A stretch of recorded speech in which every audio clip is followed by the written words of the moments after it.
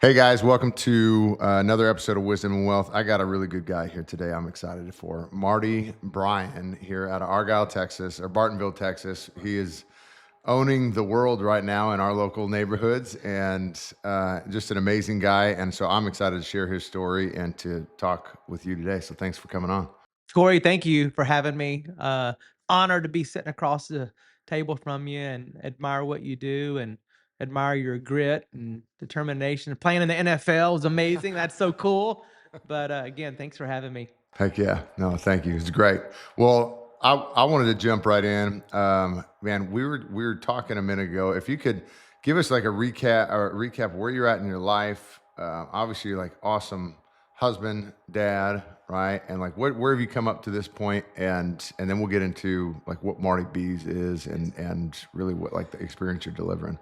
Yeah. Well, number one, um, I've been doing the restaurant business for 34 years. I started with Outback in 1990.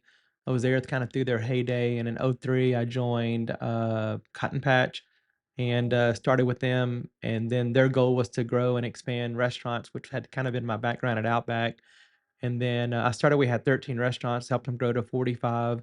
So I was in operations as an area director to begin with, and then I became director of operations. The last 5 years, I was VP of ops, where I led uh, facilities, operations, procurement, product development, site location, and believe it or not, IT. Have no idea I was responsible for that, Cory, but that's what I did, and it was awesome. So the last year I was there, we had 45 restaurants, and then I went through the buyout process. We had our private equity group come in. There were 11 different companies we presented to, and then they ended up getting acquired by a company out of Palo Alto, California, Altamont Capital. And I learned real quick that that was a great experience, but that really wasn't for me. I had gone to working with two guys, owner ran, founder ran for the 13 years or 12 years I was there, and then going into, a different leadership with private equity, just wasn't for me. And so it kind of inspired me to go out on my own and do Marty B's. So talk about that a little bit. Like what was the moment that hit you? Yeah, I left Cotton Patch in January of 2016, and not so much on my own accord. There was a little nudge there, you know what I'm talking about, and it was a blessing in retrospect. And so, of course, you're disappointed. As men, we put so much of um, our value in what we do. Instead of always trusting God's plan and vision for our life, we often put our identity in our work, and so it was kind of damaging. I was hurt. It was hurtful, and so for 3 months I didn't do anything, and then I started doing consulting and went out to Shreveport, Louisiana, and helped a guy open a restaurant. From there, I opened I met another guy who I helped him open some restaurants, and then I did some of the consulting for plumbing companies, that kind of thing. And then it was I want to say it was May 6th of that same year. I'm out riding my bike, and a buddy of mine, Bill Blackshear, says, "You know what we need out here, Marty?" He goes, we need a barbecue place." And I looked at him. We stopped pedaling. We pulled over, and I go, "You know what? We do need a barbecue place out here." And that really kind of stimulated the thought and got me thinking about it. And from that point forward, I pursued it. And then we opened in November of 17. From that conversation in May of 16, uh, how it kind of started. So was that, I mean, was it like, hey, I had to gather investors in, I had to gather capital, or was that like, Well, I mean, luckily, I had made good money in my prior work career, and I didn't really have any debt. All our vehicles were paid for. The only debt I had was my house.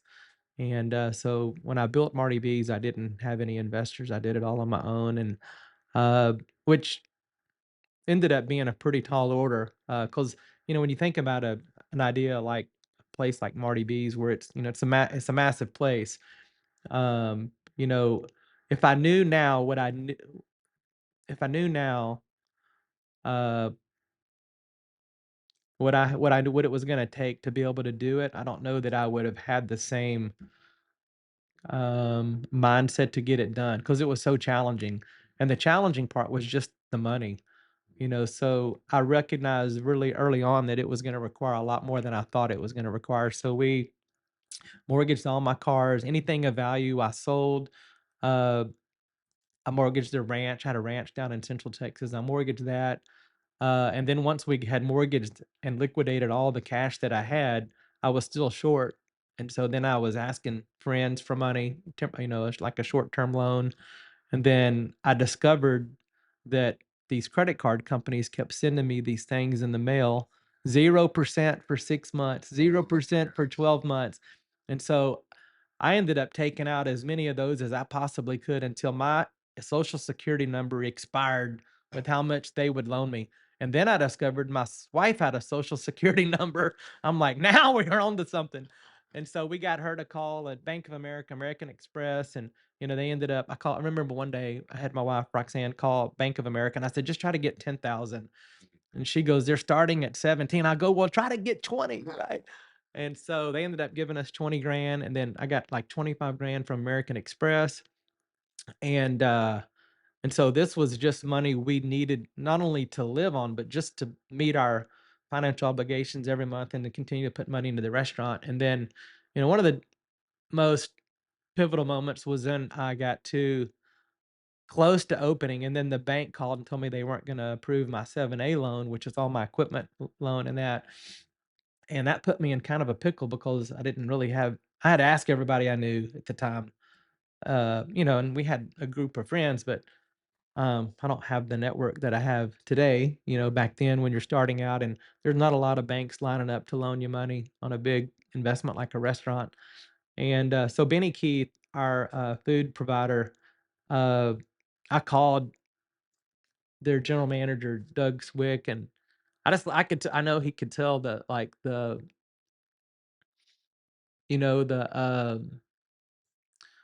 what's the word, you know, kind of the desperation in my voice when I spoke with him. And I was like, Doug, I just need 90 days, 120 days. I've never not paid anybody in my whole life. Says, if you'll give me some time, promise I'll pay you back. And he goes, we can do it. And so he did. And then, I'm happy to say that we got open, we got it all done, and I paid him back within 90 days. So it was a blessing that we had business, right? We opened and it just took off. And and I always get kind of emotional when I tell that story. And I pray that I never stop feeling the that emotion, because I think it helps drive me, because I've been poor in my life, and I just felt like God had a plan for Marty B's, and um, for me to be able to kind of do what we do and impact the community, bring people together. And so it's been a blessing, and that was, November of 17. And, we, of course, added a few restaurants since then. And, uh, and so God's honored our work and um, blessed me and my family, and kind of created a cool little space out there in Bartonville, people to come together and celebrate life and share their faith. And so, Uh, that's amazing. That's incredible. Thanks for sharing that. That's and for and we're gonna pop some pictures in to the video for this thing. But for anybody who's not like directly around us, and we got Marty B's. There's Marty B's to go. There's Marty B's ice cream that just opened up, which is every time my kids want to go there now, and Marty B's coffee, and there's a Mexican restaurant that you're opening up right now, and the steakhouse, and like it like it's everybody loves you and your concepts and everything that's going on. And I'll tell you, one of the coolest things for me to see through these conversations is that like I guess the respect for the place where you're at, or the appreciation for where you're at right now. And it's like, if that's not a humbling thing to walk through, to when you got nothing and you're trying to make something go right. And it's just it's the coolest thing because like I think often we have a it's easy to look at you or to look at somebody in that situation and to think like this guy's got everything. He's got the world, right? Like must be nice. It's Yeah. easy to take a poor attitude that like frankly I've seen right from my playing days Yeah. into even today. And I think that's a place that a lot of times like our poor thoughts can take us is like it's, as the comparison game goes is must be nice to have this, but this is to me, that's where the gold is like, man, you need to sit down with that person and see how they got there. Yeah, and then for you, Corey, people, you made it in the NFL and you played what, 10 years there, a long time, 6 years, probably felt like 10. But the early morning practices, the workouts, I mean, all of the sacrifices you made, and when you're becoming an NFL athlete, I don't know, I've never been one. They said my size wasn't sufficient. But anyway, it's a lot of sweat, blood, sweat, and tears, a lot of sacrifices you make to do that. And, people look at you and go, wow, you got to do that. But they didn't realize the sacrifice you made. And, same for me. I've been doing this 34 years, like I said earlier, but for 27 years before that, no one saw the time that I spent away from my family, the time in a hotel, all the restaurants that I opened where you're there 7 days a week for 30 days. I mean, nobody knows that about me.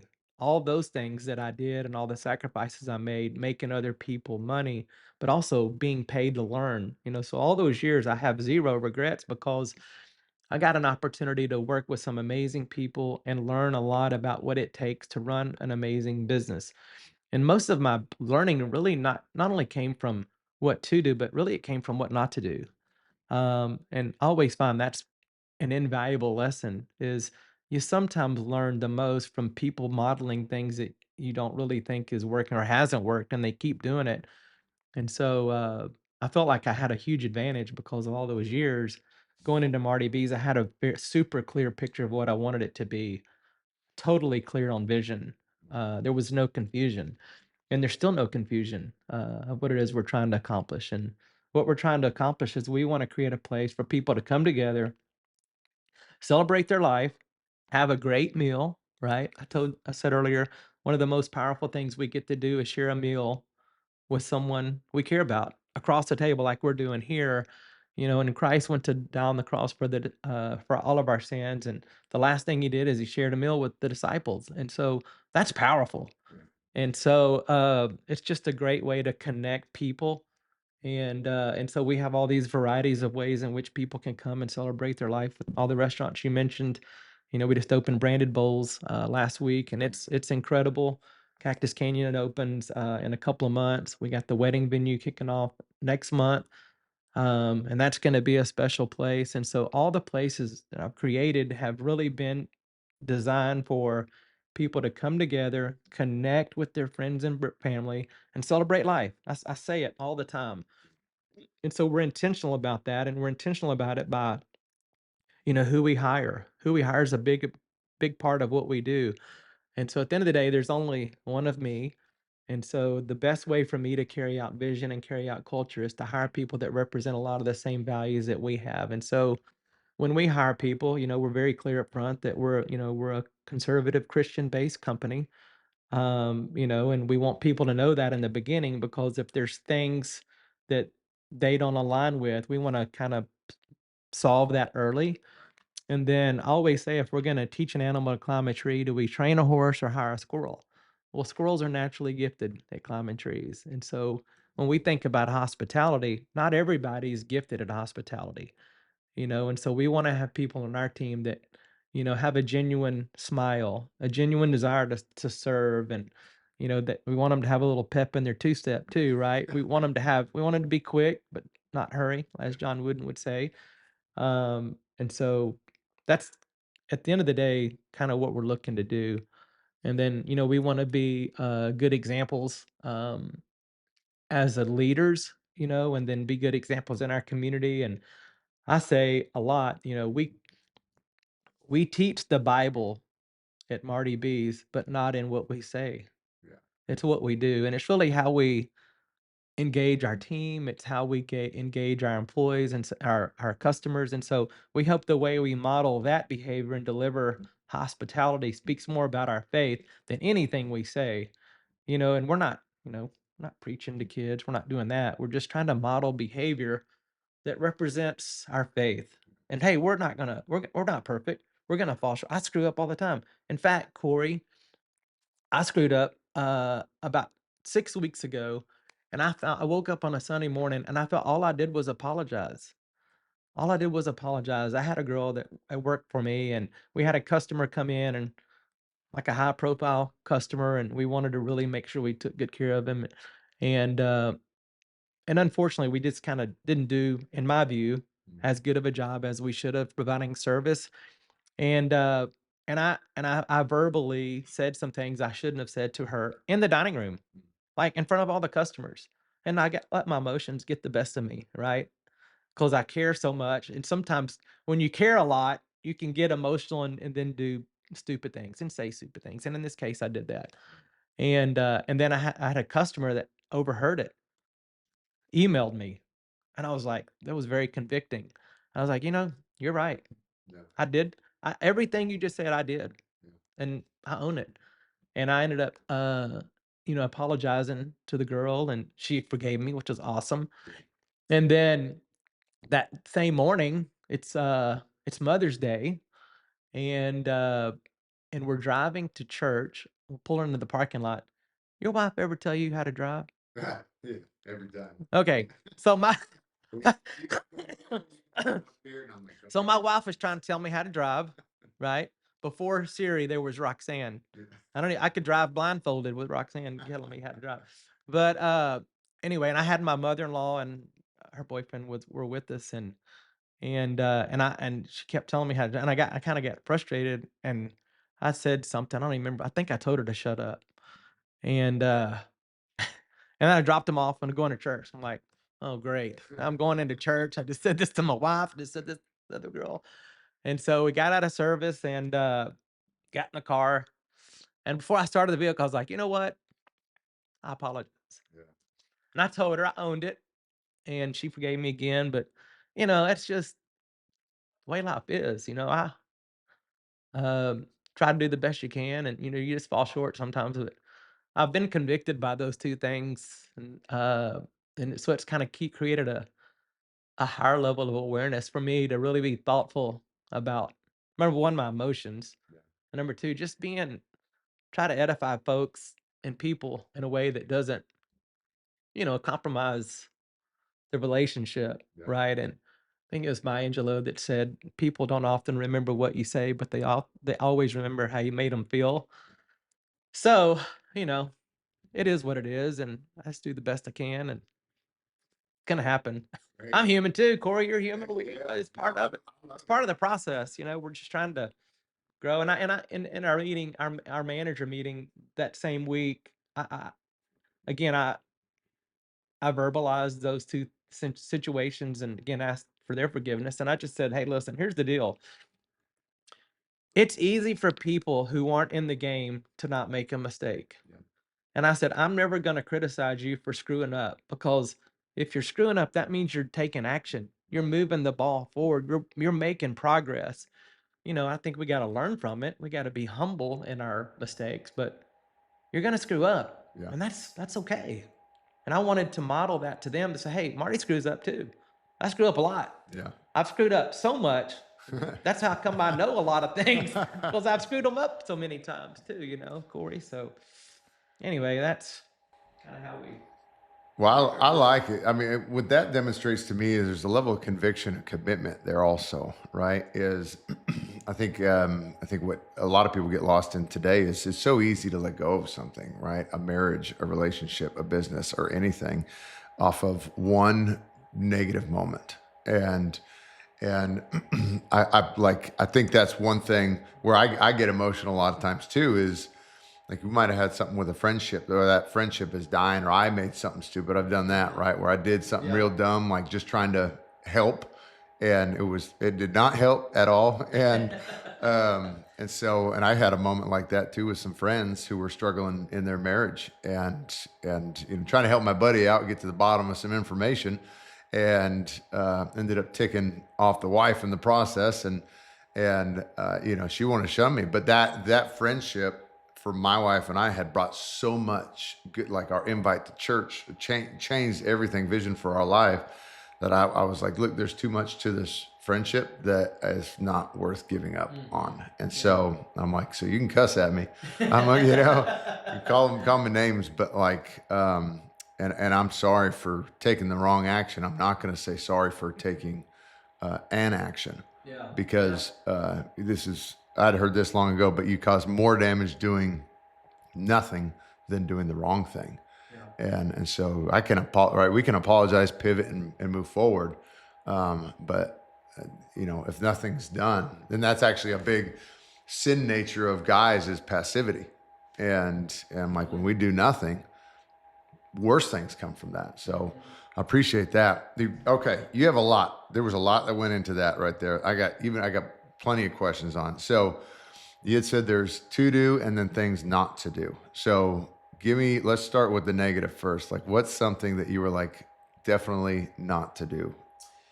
Yeah, well, the last company I worked for, I mean, we were really good at incentivizing customers to come to our business through like coupons or discounting.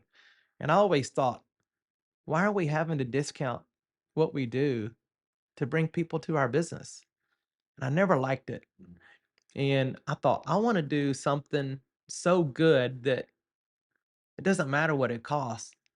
Just you giving them the right value, the right quality, the service, the facility. I think in a restaurant, you got to have, to me, you got to nail all three. Number one, you got to nail the facility. The facility's got to be amazing, and it's got to be a facility that creates a level of comfort for people to really want to come and enjoy that space. The space is very important. And then, you know, there's service and there's hospitality. Service is what we do. It's got me my drink on time, kept my drink full, pre-bussed my table, took my order correctly, brought my order out, uh, presented my tab timely. Those are all actions, specific service things that made that experience pleasant. Hospitality is really how we make people feel, right? So you can have great service and not make people feel welcome. You know what I mean? Yeah. And so facility, and then the service hospitality piece, and then, you know, the quality of the food's got to be exceptional, and it's got to be consistent, you know, day in, day out. And um and so that was probably a good lesson I learned. Another very valuable lesson I learned early on, this was in 1996. I worked for a guy, loved the guy, he's amazing. But he wouldn't hold anybody accountable. And so it was like the inmates running the asylum. No one was leading. And I said to myself, and so I ended up being the sheriff, right? I think in any business, you got to have a mayor and you got to have a sheriff, right? Somebody's got to maintain order. Someone's got to, you know, dictate culture. And I'm now in a position where I now focus on being the mayor and dictating culture and making sure culture is being lived out in our daily walk in all of our restaurants. And I really try to put myself in a place where I don't deliver bad news to any of my customers. I don't want to do that. You know, I want to be in a place where I'm, you know, encouraging and making people feel good. Sometimes we have to deliver bad news. I just don't want to be the guy that does it. Now, if it's if it's business to business, there's certain things I have to really, you know, maybe flex on, maybe a little more. It's, you know, doing something business to business. But um, anyway, I just said, when I get my own restaurant, I'm going to be very clear. I'm going to make sure everybody understands the standards and they're going to follow them. And one of two things are going to happen. And my daughter, she works for me in our business. And I even said it yesterday. When we confront someone and we tell people the truth and we hold them accountable, one of two things happen. They either get better or they leave. And either way, we win. John Maxwell wrote a book, one of my favorite books, The 21 Irrefutable Laws of Leadership. And one of the chapters is care enough to confront, right? And so when we confront people, that means we care about them. And if you ask anybody that works for me, anybody on my team, and I've had people that are on my team that have been with me 20 something years, there's been some confrontation. I've probably said some things to them that was uncomfortable for me and for them. But I did it out of love and I did it because I care about them. And I don't want anybody on my team to ever feel like they don't know what I expect. I want to have clarity. Um, and then I've learned that when people have clarity and you're honest with them, they have confidence and their morale is better. When you have a morale issue in your business, or a culture issue, you have a truth and accountability issue, right? And so I just find that it's so liberating just to speak the truth to our team. And we want people to speak truth back to us. I mean, people give me feedback all the time and I have to own it, I have to receive it. I'm not going to do every single thing. Yeah, I'm not going to honor every single request a customer comes in and tells me you should carry this, should do this, do this. Like, well, at the end of the day, if I honored every request, Cory, it wouldn't be Marty B's. Who knows what it would be? We've got to stay clear on what it is that drives the most value for our customers, and be responsible. We got to be responsible in our business too, that it makes sense to keep a healthy business. Because if I have all these great ideas and then my business isn't healthy, well, then I don't get to hire more people. I don't get to build more restaurants. I don't get to add value to the community and give to other, less people that are less fortunate or organizations that need money to survive. So truth, honesty. I always say it's three things: selection, truth, and accountability. Those are the three drivers for us that we spend the most amount of time talking about. That's good. That's awesome. I'm a huge John Maxwell fan. Yeah. We're actually reading a book right now, Who Does What by When. And I've read it before, but we're reading it as a team right now, and it is awesome. But it plays off that. It is clear responsibility for each individual, and like even if like we have a disagreement, or maybe we don't, we just have no clarity in whatever our communication was. I have personal responsibility the next time we talk, or to at least address it with you, that we get clear on that, right? And it might be. And might be like we're expectations were wrong on both sides because we didn't have that clarity at the beginning. And so I have to own that, apologize for it, and make sure we set it right. And that way we're good going forward. And it's so, man, it's so critical, because it's also added increased efficiency in the business though. Right? Not just in conversation, but in the business, where it's like you get in our business where we're getting a yes or no to work. It's like, hey, I'm even a one follow-up call. I'm calling to answer questions and get a decision. Yeah. Language is clear as that, Yeah. as opposed to, hey, I'm following up. How'd you feel? And there's a bunch of gray. I don't want gray. Yeah. If you have a lot of gray, you're not making any sales. Right. And I've found too, I think when you're firm, you're you're respectful, Yeah. you're humble, but yet you're firm and you're clear. I think people respect that. And I think it's sometimes good to kind of press in a little bit, and you're doing it because you're communicating the value of what you do, Mm. right? And if your value is so high and what we do is so good, then I think you can stand a little firm on things sometimes because of what you deliver. If you find yourself apologizing for stuff, whether it be for whatever it was, if you're apologizing often, well, maybe the problem's me. Yeah. Maybe I'm the problem. Then obviously I don't feel good about what I'm doing. I wouldn't be keep apologizing. Well, stop. Why don't you get better and stop apologizing? Yeah, that's a good. Why don't you do that? But I think my whole journey, Cory, and I'm sure you can understand and appreciate it, is that as we keep evolving, and keep growing and keep getting better. What I think I love about the journey is who God's molding me to be through the process. And I'm not the same person today that I was 7 years ago when I started. It's like the process of sanctification. You're continuing to be, more holy, more like Christ through all the challenges and all the mistakes we make. And so I'm looking forward to being, better next year and being better the year after that. And I've seen just an incredible transition with our team and how much better they've gotten, as we keep elevating, like the law of the lid, right? Yeah. As we keep raising our leadership capacity and our lid, then that continues to allow us to attract higher quality leaders, which is at the end of the day is what allows us to grow. that's the key. You got to have great leaders to be able to grow and develop and add new brands and new restaurants. And I've got great people on our team. I've got Matt Diddy's my general manager at Marty B's, and he oversees basically He's good. I call it Marty Bville. So all 4 businesses there. We'll add a 5th next year with the reserve. So Matt's gonna oversee that. I've got a partner, Brian Gasperson, who's my partner in some restaurants, basically everything outside of Marty B's village there. I have a partner, Brian, and he's incredible. And he gives me, he's like, he's the sheriff, Yeah. right?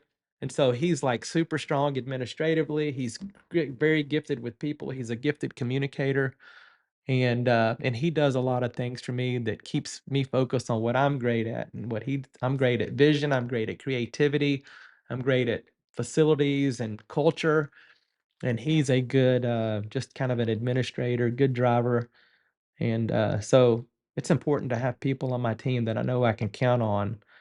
And then we have a director of operations over the 3 restaurants. I have Brian as my partner, Nathan, Rustico 1845, Cactus Canyon, and he's incredible, so grateful and blessed that, got people on my team that help me. It's not a one-man show. I don't ever assume that. Of course, I am the face. I get that. And, a lot of people give me credit for a lot of things I don't always do. But it is what it is, I guess. It's good. No, and I hate to close this out, but you've created something amazing. Like, thank you to Roxanne for being an amazing partner to have to help that, right? Because she is no doubt, like as I see with my wife, she deals with a lot. Okay, and then obviously your staff, like what you guys have created has been amazing, and so I'm thankful for it. I'm thankful you don't discount because it makes me more proud to go spend money in a place like yours. So. And to keep trying all the new concepts that come out. So I can't wait for Cactus Canyon. I just pass by it every day, but I can't wait for that. I'm super thankful for you, man. Thank you so much for coming on. Guys, if you haven't checked it out yet, go check out Marty B's and all of his concepts that are in Bartonville and Argyle, Texas. And he's got others in other towns, but it's incredible. If you haven't done it, you're missing out right now. So you got to go check him out. Marty, thank you so much for coming on. Thank you, Cory, for having me. Heck yeah. Appreciate it. All right.